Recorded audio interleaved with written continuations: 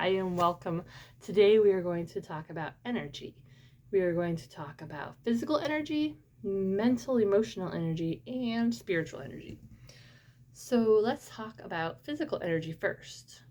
In general, how would you rate yourself on a scale of 1 to 10 on your physical energy? Are you full of energy, um, ready to go, able to go walk outside and do whatever you want at any moment? Or are you really tired and you just like to sit around, sit on the couch, watch TV, that type of thing? And then we want to look at what can you do to improve that. So if you're not full of energy all the time, what could be some causes? First, we want to look at your sleep. Okay. Are you getting a full 7 to 8 hours of sleep a night? And is it quality sleep? And what I mean by that is, are you sleeping comfortably and soundly through the night? Okay. Or are you waking up every hour? You really want to identify that because the more quality and longer sleep you get, the more physical and mental energy you'll have during the day. So that's really important. Another part of physical energy we want to look at is your food intake and your water intake. Water is huge. You should be drinking a lot of water a day, staying hydrated. Hydration is really key. If you're not hydrated, you're going to get lethargic and just not feel like doing much of anything. And you want to look at your food. Is it nutrient dense? Is it providing you what you need to fuel your body to keep yourself going through the day and up until you get to bedtime? Are you a meal prepper? If you are you prepping meals for just one meal a day? Are you prepping breakfast, lunch, and dinner and snacks? How in depth are you in that? Personally, I've dabbled in meal prepping. I like it. I've prepped only for myself though. I do have children and a husband, but I'm generally at work from at 6 in the morning until 1 or 2 in the afternoon. So I prepped breakfast and lunch for a while. And I really liked that because I was able to find some recipes that I could then portion out for 4 days of the week. And it would get me through where I needed to go. And then at the end, I would just have another extra meal that I had to plan.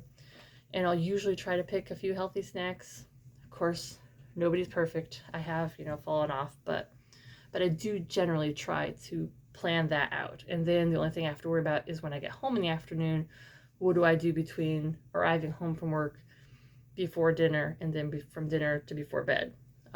So you want to try to have as much of that nutrient dense food planned out through the day while still allowing for, some extravagance and treats. And then we want to look at movement. Movement is huge. You want to get a lot of movement in. And I don't necessarily mean working out. I also mean just in general moving. How many of you have a desk job? I have a desk job. Or how many of you are at home during the day and tend to sit more? Okay. You want to get up every hour and just move, move your arms, move your legs, just do some stretching. That movement will help that blood get circulating and then help improve your energy levels during the day. So the next thing I want to talk about is your mental emotional energy. I know for me, if I'm tired and hungry, I am not the nicest person in the world. I can get kind of cranky. So where are you at in that? Do you feel like your emotions are appropriate responses to what's being said to you or to what you're doing? Or do you find that you're maybe overreacting to something, getting a little worked up, getting stressed out about something? Those are closely connected. So you need to work on ways to improve your emotional mental energy. And one of the good ways to do that is to, just take a rest break. Walk away every hour if something is bothering you, something's stressing you out, or you're tired. Go take a walk around the floor. Go take a walk around the house. Just sit and close your eyes for a couple minutes. Don't fall asleep, but just sit and just go and just let the stress go. There's also breathing techniques you can do.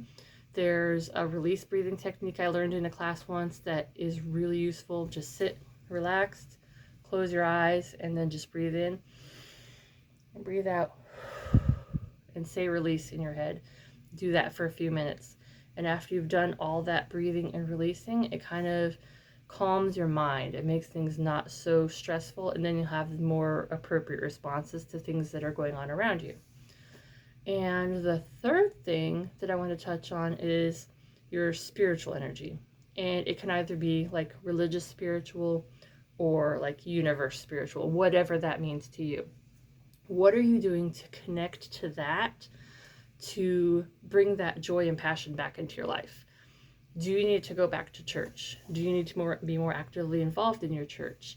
If you're not a church going person, do you need to get out in nature more? Do you need to connect to the universe in some way that brings meaning back into you?